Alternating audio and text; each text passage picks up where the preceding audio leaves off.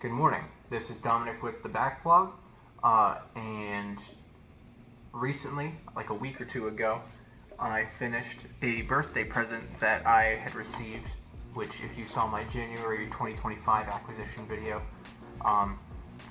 you would know one of the things that it could be. This thing is Alan Wake 2. I was really excited to play Alan Wake 2. Once I heard the concept of Alan Wake in general, about the writer who's the horror author. Well, I guess he's not a horror author. He's a true crime author, but he's writing a horror novel, and the events of his manuscript that he's writing, which he doesn't remember writing, are coming to life before his eyes. This is kind of a departure, wink wink, of from the first entry, because the first entry is like, I don't know if I would want to say, it's more like a suspense thriller, but that's not really like a genre video game. It's not really like an action game. It has horror elements, but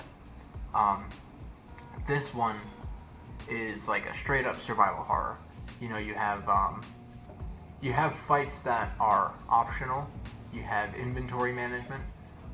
You have the oppressive environmental design. Tonally, it is completely different than the first Alan Wake. This game is split into kind of two sections. On the cover, oh hello. She says hi. On the cover, you have Alan Wake at the top there, but you will also have Saga Anderson at the bottom. That's the FBI agent there, and their stories are kind of like told in tandem with each other, but both have different things that distinguish themselves from each other. Saga Anderson's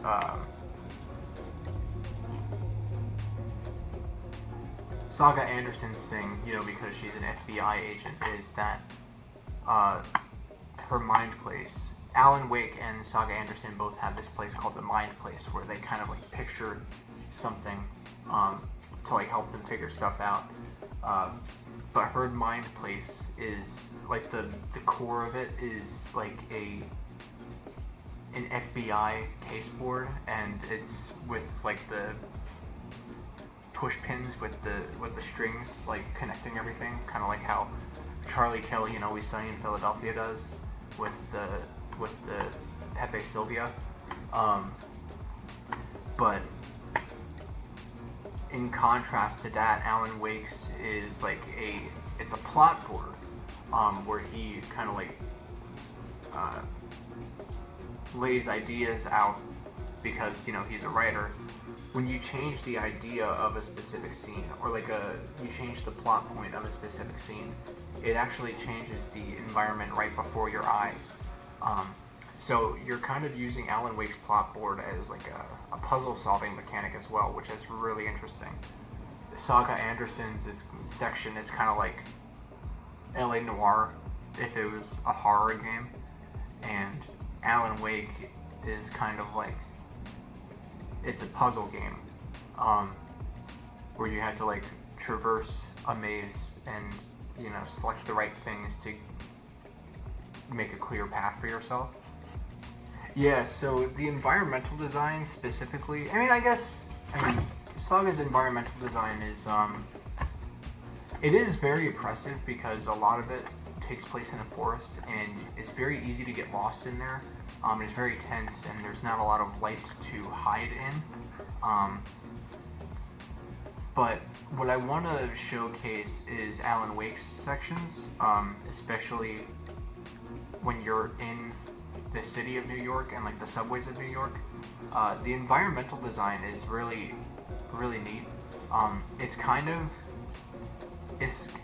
Silent Hill 2-esque, where the environmental design is reflective of the character's psyche.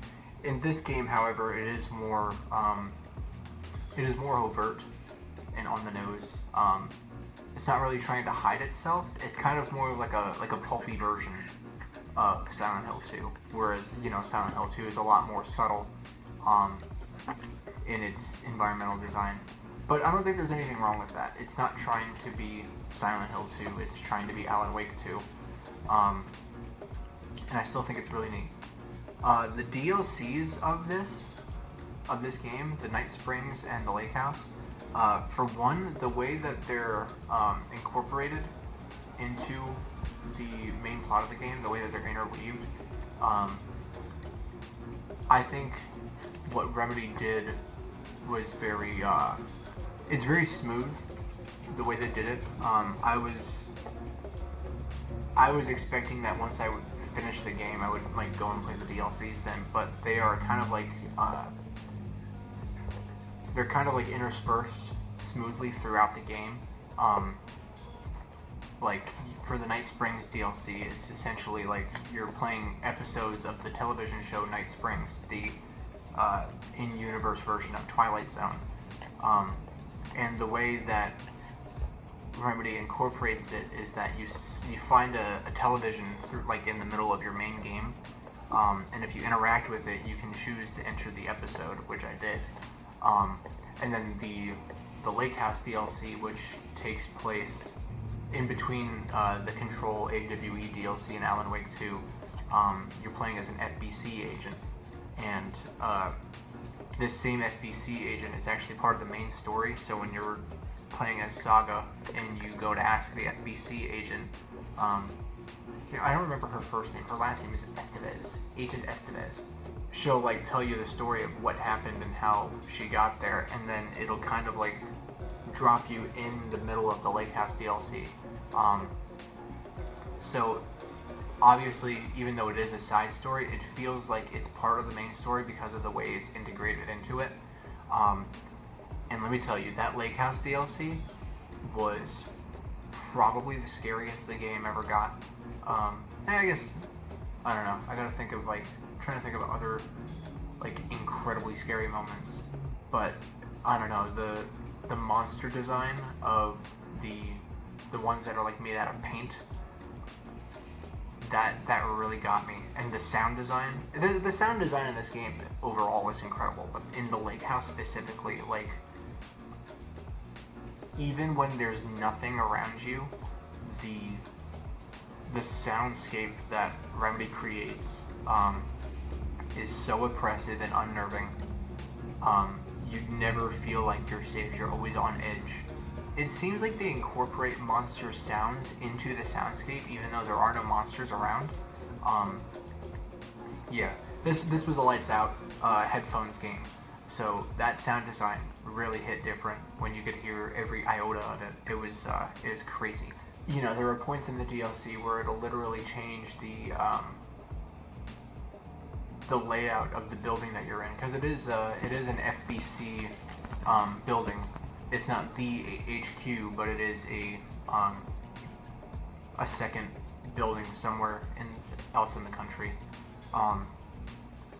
But you know, the elevator that you travel between the floors will just like straight up disappear on you until you do what you need to do on a floor. Yeah, it's terrifying. On the contrary, the Night Springs DLC is wild. A very mixed blend of tones and feelings. The first episode is hilarious. It's just comedy. It's just a straight up comedy. I'm not going to go into the specifics of it, but the writing is very like sarcastic.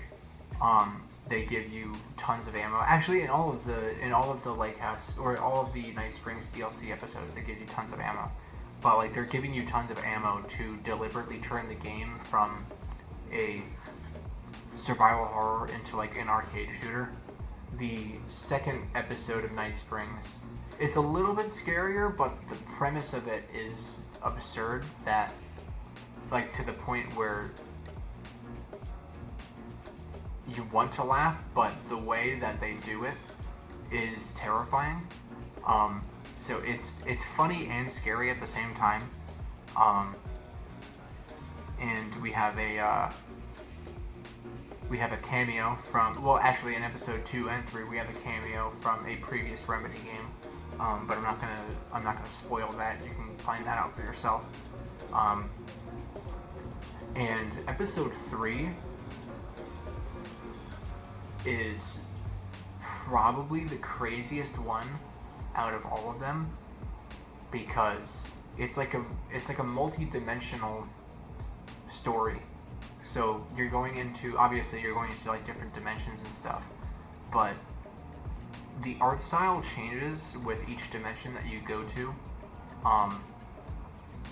and it will literally like straight up change the genre of the game that you're playing even more than the first episode did. I'm not going to go into specifics of that either, but I was completely floored by what I was seeing. I could not have anticipated what was coming.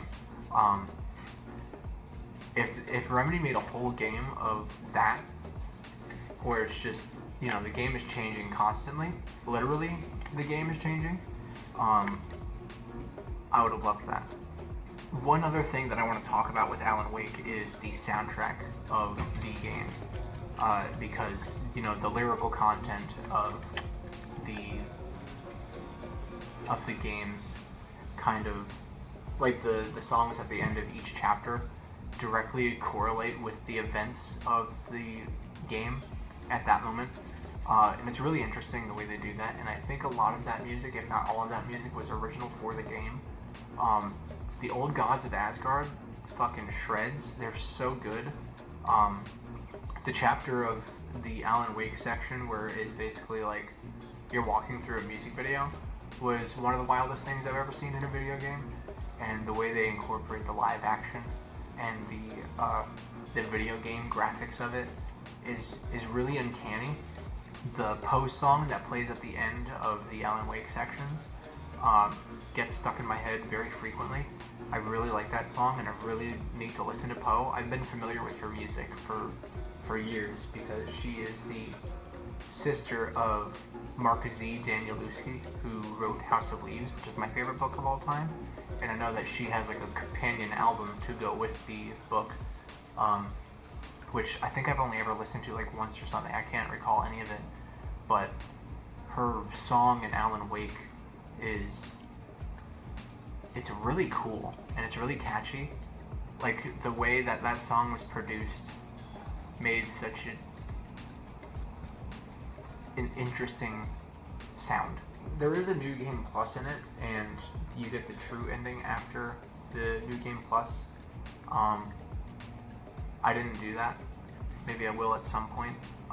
It's another ambiguous game, or another ambiguous ending like the first one was. I'm really excited to see what Remedy has in store for us in the future, because I know this Remedy connected universe is just going to keep growing and growing. I'm here for it.